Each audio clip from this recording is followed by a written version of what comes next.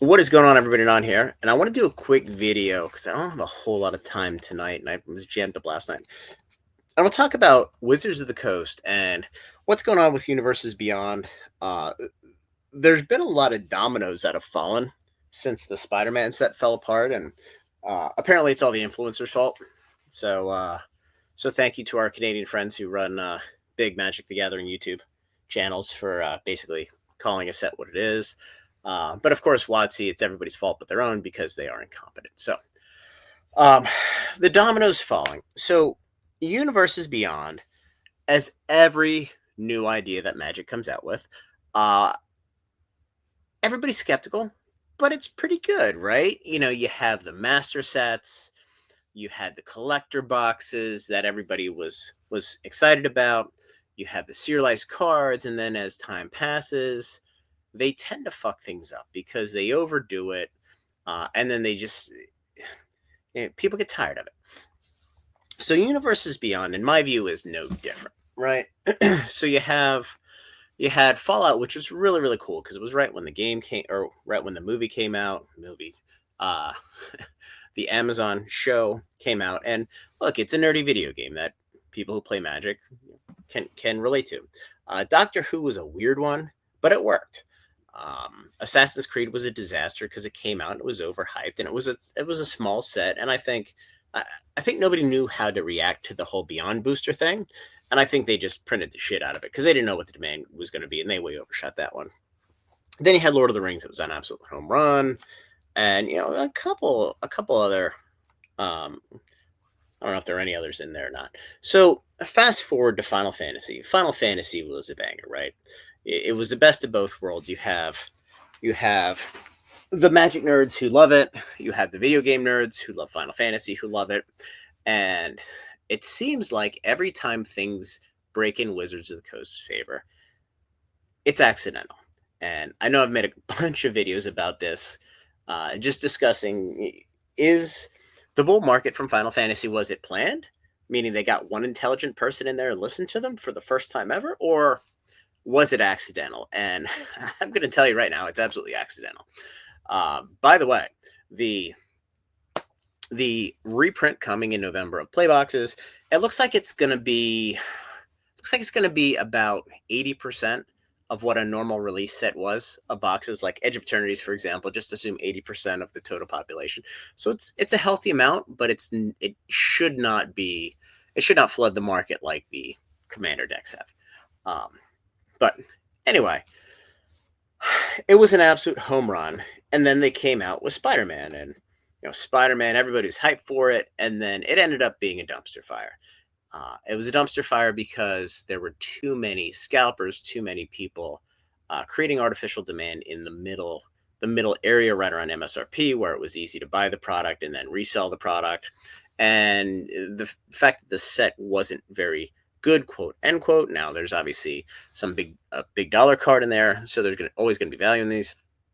The market cratered, and I think the bigger issue here is that as time passes, Wizards doing the same thing with Universes Beyond is what it does with every new idea that is pretty successful. They just overdo it and then they burn it to the ground. So the problem is you have Final Fantasy, Lord of the Rings, Spider-Man, all A-list IPs. And then you go to Avatar, which is a D-list IP at best. Now, to be fair, Assassin's Creed was a D-list IP. Doctor Who's a B plus, A minus IP, just not in the US. So, in Europe, it's pretty big. In the US, it's reasonably big. But Avatar's a D IP, and then you go to Teenage Mutant Ninja Turtles, which is a D plus, maybe a C minus IP.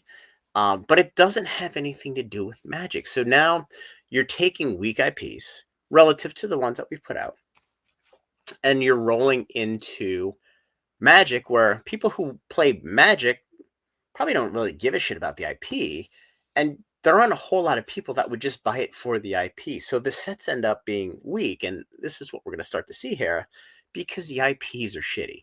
Now you're going to get to Marvel in Q2, which should be reasonably okay. You're going to get The Hobbit.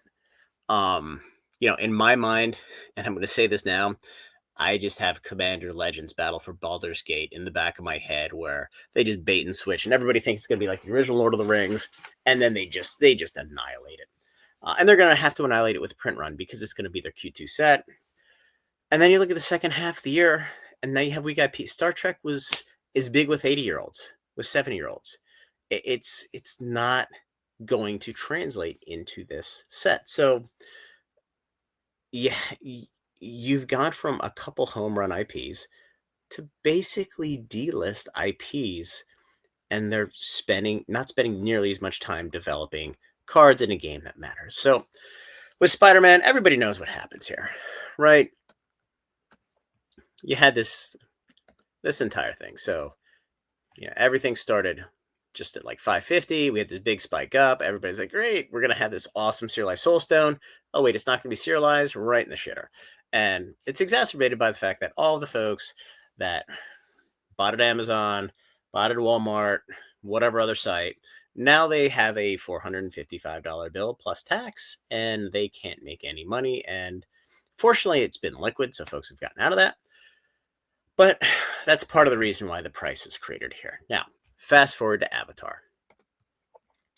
We're down to $570, which is embarrassingly low for something that was at $900 forever. This has gone straight down by $300, probably more so. Now, what's interesting is we're starting to see some big sales here, and I don't think the set comes out for another.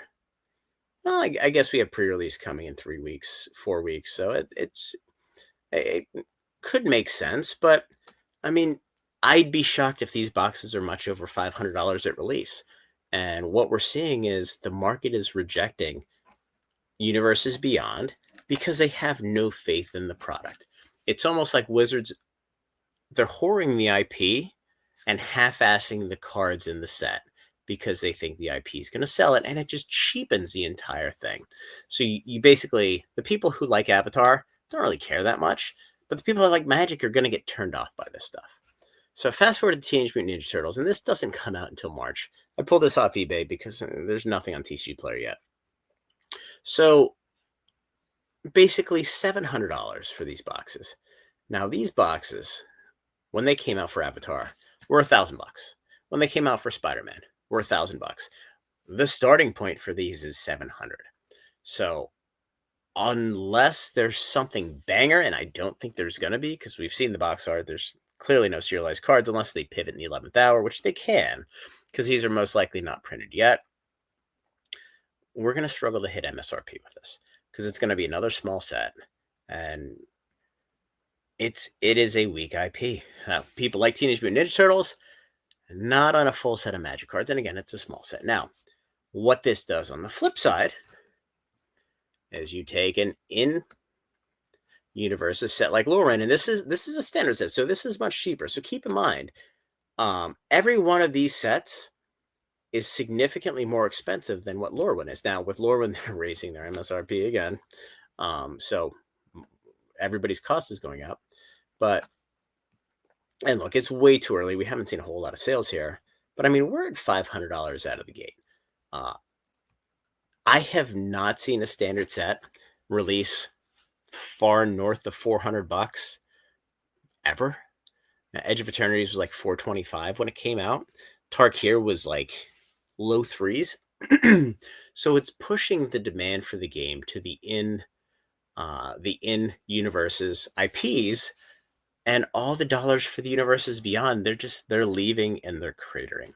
And this is the fact that Wizards is putting all their eggs into, people are going to buy it because they think the IP is cool. I don't really give a shit about the card game. But at the same time, they've taken the collectability out of the cards because you no longer have that chase. Like, nobody gives a shit about a neon ink card at this point. And, you did it for Final Fantasy, which is cool with everything all in. You did it for Spider-Man, which is okay. But the set kind of blew up. And now you're going to do it again for Avatar. And then you're going to do these Weiss Gold signatures for Teenage Mutant Ninja Turtles. It's just, it is an absolute train wreck with how these guys have sabotaged all of their success. And, it's unfortunate because 2026, the universes beyond sets all look like shit. Um, hopefully the Marvel set's decent. I'm not a big fan of The Hobbit. Yeah, Lord of the Rings is okay, but I mean, we don't need a second iteration of Lord of the Rings because I'm sure it's not going to have serialized cards, or most likely not going to, and everybody's going to have the expectations that are sky high, and there's no way it's going to deliver on that because it can't. The everybody's nostalgia for the original Lord of the Rings set, even the holiday set, is sky high, and they're just simply not going to hit it. So 2026, I mean, these guys are going to struggle. They're going to struggle to sell cards. They're going to struggle to sell a lot of things. And, I mentioned their Q3 was Spider-Man not selling at Amazon and them having to emergency dump product to distribution, which is why we got the unexpected wave of collector boxes. But I think this is why there were so many Final Fantasy Commander decks and Bloomburrow Commander decks that were sold to distribution, and it's flooded with them. I think they needed the revenue. And, if we're in a spot where Wizards is desperate and they're backed into a corner again because the rest of the business is a dumpster fire, we need we need the stock to creator fast and somebody who has some deep pockets to come in and buy this in the private equity side and run it the right way. Because the toy business needs to get spun off to somebody else. The entertainment business it's too small to matter. So this is the asset. Anyway, guys, that's all the time I have. I have a kid screaming upstairs. So like the video, subscribe to the channel, join the Discord. We'll be running a sale on Avatar here in the next couple weeks. So you can get on it if you sub. So, all right, guys, have a good night.